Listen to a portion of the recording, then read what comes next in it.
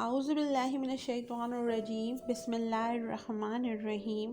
دنیا کی حقیقت، اللہ تعالیٰ ہر چیز کا خالق ہے۔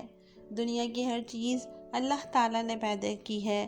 اللہ تعالیٰ خود اس دنیا کی حیثیت اور حقیقت کو بیان فرماتے ہیں۔ ہمارا دین اسلام جو کہ ایک عالمگیر مذہب ہے اور عالمگیریت کا سبق دیتا ہے، دنیا کی حقیقت اگرچہ ہمارے سامنے ہے، دنیا کے معاملات ہمیں نمٹانے ہوتے ہیں، لیکن دنیا کے لیے اپنی آخرت کو بھلا دینا بھی ٹھیک نہیں۔ دنیا ہے کیا؟ ہر وہ چیز جو کہ اللہ تعالیٰ کی یاد سے غافل کر دے وہ دنیا ہے۔ اللہ تعالیٰ نے سورہ بنی اسرائیل اور سورہ حدید کے اندر دنیا کی مثال کچھ ایسے دی ہے۔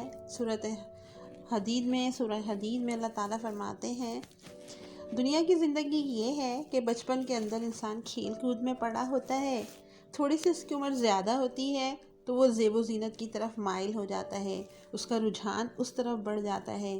تھوڑا سا انسان پھر بڑا ہوتا ہے اور جوانی کی عمر کو پہنچتا ہے، 20 سے لے کر 25 سال کی عمر تک۔ مالی اور قوت کے اعتبار سے وہ اس وقت مضبوط ہوتا ہے، تو اس وقت انسان جو ہے کمپٹیشن میں پڑ جاتا ہے۔ اور پھر جیسے جیسے عمر بڑھتی چلی جاتی ہے، انسان میں مال کی محبت بھی بڑھتی چلی جاتی ہے۔ حالانکہ ہونا تو یہ چاہیے تھا کہ مال کی محبت کم ہو، لیکن انسان میں مال کی محبت بڑھ جاتی ہے۔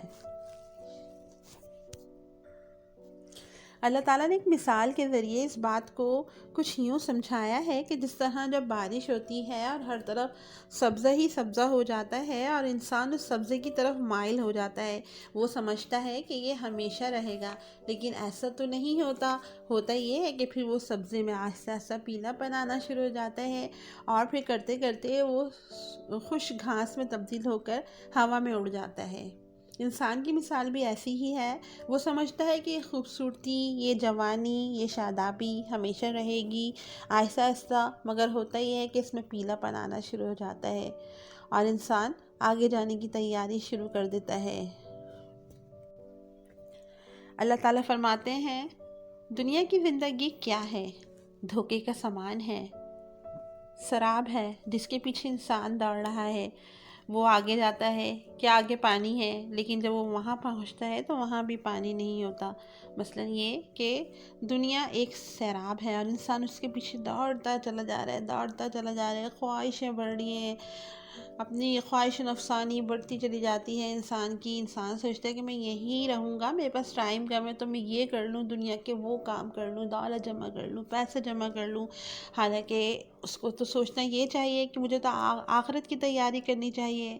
جب قیامت کے دن انسان سے پوچھا جائے گا کہ کتنے دن دنیا میں ٹھہر کر آیا، تو انسان یہی کہے گا کہ ایک دن یا پھر آدھا دن اس دنیا میں رہ کر آیا ہوں۔ تو اللہ تعالیٰ فرمائیں گے کہ تو نے دنیا میں جو زندگی گزاری ہے تو نے وہاں آخرت کی تیاری کیوں نہیں کی، جو کہ ابدی زندگی تھی، جو کہ دائمی زندگی تھی، جہاں ہمیشہ رہنا تھا۔ پھر فرمایا اسے ایسا لگے گا کہ صبح اور شام کا وقت صرف وہ دنیا میں گزار کر آیا ہے۔ میرے عزیز ساتھیوں، ہمیں بھی پتہ ہے کہ ہمیں اس دنیا میں نہیں رہنا، لیکن میں اور آپ جو کہ اس دنیا میں جی رہے ہیں، ہم 100 سال کی پلاننگ کرتے ہیں۔ ہمیں ایک لمحے کا بھروسہ نہیں ہے کہ ہم ایک لمحے بھی جی پائیں گے، لیکن ہماری پلاننگ بالکل اینڈ تک ہوتی ہے۔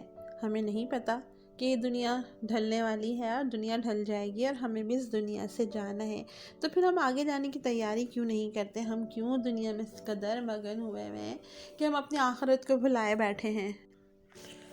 تو میرے عزیز ساتھیوں، اس دنیا میں ہم صرف ایک آزمائش کے لیے تھوڑا سا وقت گزارنے آئے۔ ہمارے دنیا میں وقت صرف اتنا ہے کہ اذان ہوئی اور نماز کھڑی ہوئی، اتنا وقت ہے ہمارے پاس، اور اس میں ہم دنیا میں پڑے ہوئے ہیں، دنیا کے چکروں میں پڑے ہوئے ہیں۔